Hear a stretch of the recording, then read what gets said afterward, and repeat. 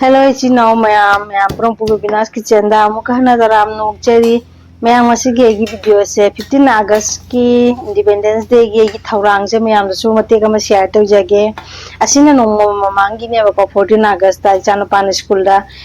gi ko 3 colors ki color theme se asi se sumaina Independence Day gi food poro habene ne samlap na sumaina tana puri se hujel le ba ko 3 colors da tiranga color se gaina puri se horaga happy khare magi aduga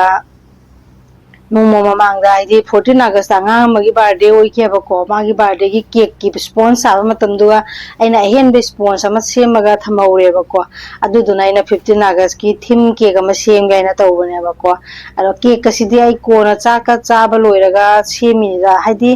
cake ai sing ga tawbase chaka chaba loiraga oiduine bako aro ngasigi mathense kari tawge haibedo mayam desma chera maguchage 15 August ina mayam promak se harau nei party taw nei ko how jang ju sani ko adadana cha ai gi husband ne nga ma le ri ko ado magi mama na ba da sune nga thong ba se piduri ba ado di kari nga le ke ha ba da mana ne mi ga thoina how nga ri yang phangde mata mi ga chi nga singum ba mi ga gum ba se sub sub phangi ado mi ga ma le ri ba ko mi ga se ngau thok ta na thong age ha ne se ne machan khara ma re di taw re machan si jam ha paroi si ga alu si ga tomato si ga tro te lau chanam sing taw ga phajana thongage ado ai chumi on da piga da bani haidra mo tilau chanam na chaning ngone na se chanam ga sing ga se kuchman je ek sugari ne ba ko smai su busina haw ba hele haidra ai di phana haw ba di khona raga thongjagi bani ado haw ira haw tira tu te khangre ko ada jumu ko ai thong da se phajana ta tilau ga sa na ngau tho ne chanam sing jing sugai raga smai na hapsal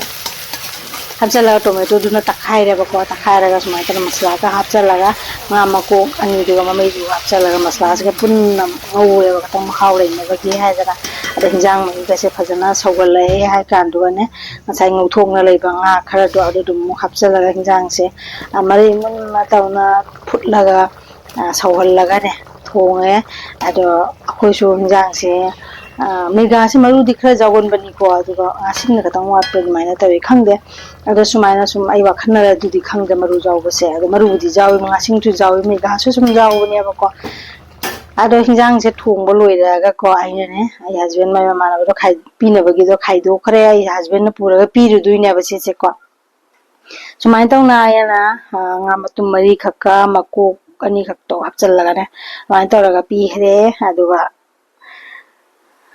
makung ba kum jaga thang re ba ko ara mi di 15 August ai chibu ko me ampram hara ba nu mi na ha ha cha nei party tong nei no ai nei ko ado ai dia nga o ni hai ga drang nga thong bo di le khoi chu khara khai do re ko nga thong ba je ai nga si cha ning si na ne ko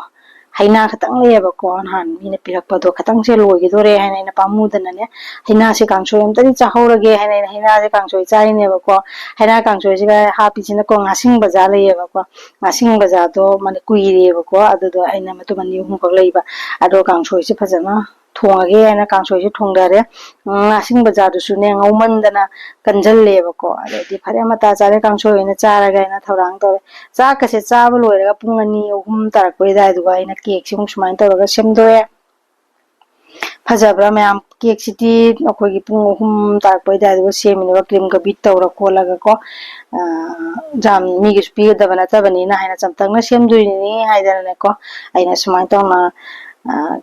Independence Day gi 3 colors ki theme cake ama sumain sem do e mayam phajabra mayam sumain to na 15 August ki nimit che sumain na pang thok re mayam thank you mayam mathang mu phangna ra si